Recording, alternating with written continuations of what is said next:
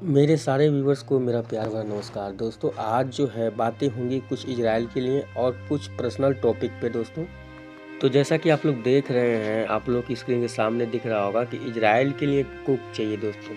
तो जो भी chief the party cook as a cook हैं, वो अपना डॉक्यूमेंट यहाँ पे वीरा कंसल्टेंट से जाके संपर्क कर सकते हैं। ठीक है, नीचे मेल आईडी कॉन्टैक्ट नंबर दिया गया है।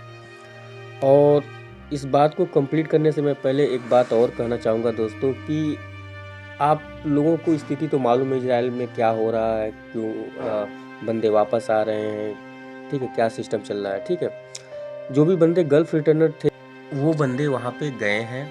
और मैं बता दूं कि उन बंदों का यही हो रहा है कि अगर उनको काम नहीं आ रहा है तो ज़्यादा हार्ड वर्किंग लिया जा रहा है। हार्ड वर्किंग लेने के टाइम में अगर कोई दिक्कत आ रही है तो सीधा उसको नोटिस दिया जा रहा है। ये सब इशू आ रही हैं तो कॉमन सी बातें हैं, आप लोगों के नॉलेज में ये बातें होंगी। तो पूरा मैं एक्सप्लेन करने वाला हूँ दोस्तों। जैसे कि आप लोग सभी बंदे जानते हैं, सभी भाई लोग जानते हैं कि जो भी भाई लोग एक कंपनी में आउट ऑफ इंडिया में, अब्रॉड किसी भी गल्फ कंट्रीज में एक कंपनी में 10 से 12 साल गुजार चुके हैं या 8 साल 5 साल गुजार चुके हैं, उनको ज़्यादा वीज़ा मिला था। ठीक है, और वो बंदे वहाँ पे गए थे। ठीक है, तो वो बंदे वहाँ पे जाके अभी उनको अगर काम नहीं कर पा रहे हैं, वहाँ पे हार्ड वर्किंग काम चलता है दोस्तों। मैं बता दूं कि वहाँ पे हार्ड वर्किंग काम चलता है।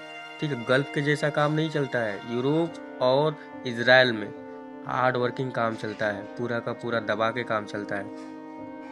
तो वो बंदे वहाँ पे गए, कुछ बंदों का थोड़ा सा काम आता था, कुछ बंदों का थोड़ा काम नहीं आता था। ठीक है, तो उसमें अभी क्या सिचुएशन बन गया है कि उन्होंने इजरायली जो एम्प्लॉयर्स हैं उन्होंने नोटिस देना चालू कर दिया है बंदों को कि भाई तुम काम नहीं कर रहे हो और तुमको इंडिया भेजा जाएगा। तो ये सब इशू आ रहे हैं। ठीक है, और कितने लोग वापस भी आए हैं। तो इस वजह से जो है कि मैं इजराइल का जॉब नहीं डाल रहा हूँ वीडियो में अपने। ठीक है, आपके स्क्रीन पे जो भी ट्रेड चल रही है तो उस पर भी ध्यान दीजिएगा दोस्तों। ठीक है, तो इसकी वजह से मैं इजराइल का जॉब नहीं डाल रहा हूँ। और जो भी भाई लोग वापस आए हैं उनका क्या हाल है आपको मालूम नहीं चलेगा। ठीक है, क्योंकि आप लोग भाई सब एनी पार्ट ऑफ इंडिया से होंगे। ठीक है, तो मेरी दो भाइयों से मुलाकातें हुई। ठीक है, और उनका जो दर्द है, उन्होंने लगभग 4.5 लाख रुपया खर्च करके वहाँ पे गए थे। ठीक है, तो ये सब बातें हुई हैं दोस्तों। इसके बावजूद भी अगर आप जाना चाहते हैं तो जैसा कि आप लोग जानते हैं, अगर हेड ऑफिस में आती हैं जेन्युइन, जो भी जेन्युइन होती हैं, तो मैं ज़रूर डालता हूँ अपने वीडियो में। ठीक है, आप जा सकते हैं, बेझिझक जा सकते हैं। ठीक है, तो अभी जो फाइलें सबमिट हो रही हैं, तो फाइलें सबमिट होने की क्या प्रोसेस चल रही है मैं ये भी बता दूँ आपको कि जैसा कि आप लोग जानते हैं 90,000 मतलब 90,000 जो फ़िलिस्तीनी वर्क परमिट रद्द की गई थी, तो वो सारे की सारे 90,000 वर्कर्स चाहिए थे। अगर मान लीजिए वो 90,000 वर्कर्स चाहिए इजराइल्स को, या 1 लाख चाहिए, तो सिर्फ और सिर्फ वो इंडिया से ही नहीं न लेगा।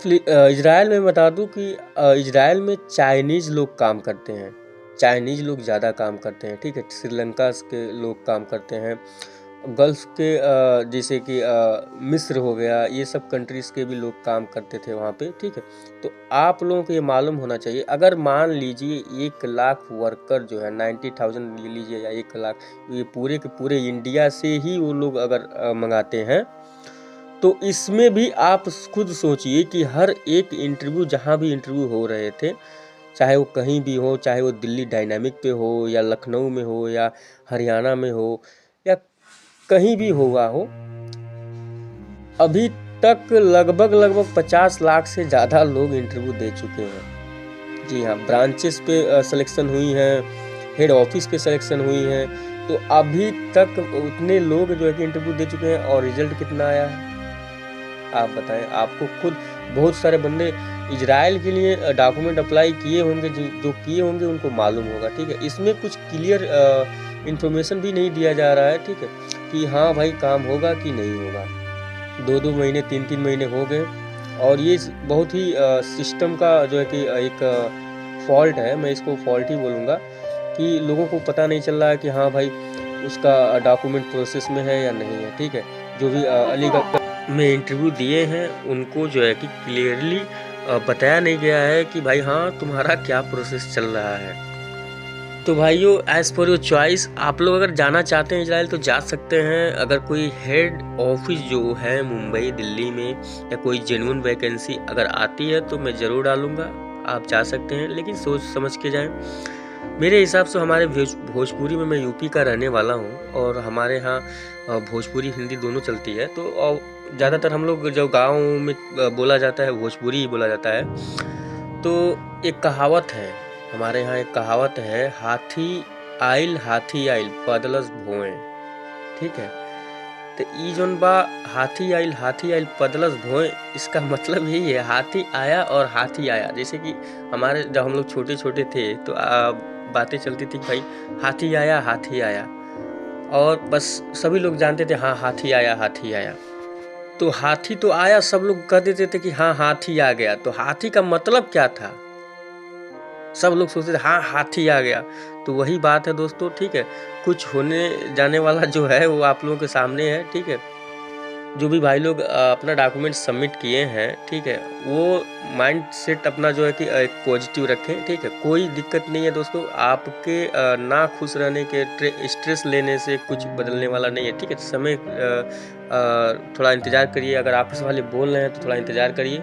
ठीक है, और स्ट्रेस मत लीजिए। ठीक है, क्योंकि ये जो ज़िंदगी है ये लिमिटेड है। ये जो ज़िंदगी चल रही है आपकी वो लिमिटेड है, ये दोबारा आपको मिलने वाली नहीं है। ठीक है, तो इसमें अगर आप टेंशन लेके और स्ट्रेस लेके अपना टाइम जो है कि वेस्ट करते हैं तो मेरे हिसाब से ये बहुत ही बेकार चीज़ है। ज़िंदगी का तर्क जो है दोस्तों, ज़िंदगी में जो तर्क है, मैं बता दूं कि ज़िंदगी का कोई भी ऐसा पहलू नहीं है कि जिस पे आप निर्धारित होके जी सकें।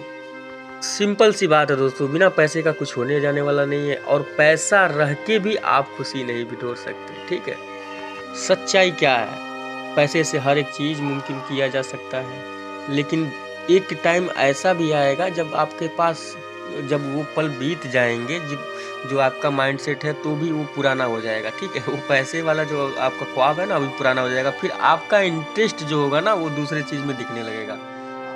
ये ज़िंदगी का एक कड़वा सच है। हर एक चीज़ जो हम चाहते हैं, जो हम देखे नहीं है, जब तक उसको पा नहीं लेते, जब तक उसको अचीव नहीं कर लेते, तब तक वो बहुत बड़ी चीज़ लगती है। जब वो पा लेते हैं, जब उसको अचीव कर लेते हैं, तो ये मामूली सा चीज़ हो जाता है। तो मेरे कहने का सिर्फ इतना ही मतलब है दोस्तों कि अपने आप को शांत रखिए, धैर्य रखिए, ज़िंदगी से सीखिए। जो आपके ज़िंदगी में घटनाएँ होती हैं, जो भी जैसी भी बातें होती हैं, लोगों से सीखिए। ठीक है, क्या चीज़ हो रही है, क्या चीज़ नहीं हो रही है। ठीक है, स्कूल से तो सिर्फ हम विद्या को ग्रहण करते हैं, लेकिन समाज से हम बहुत ही बड़ी शिक्षा लेते हैं दोस्तों।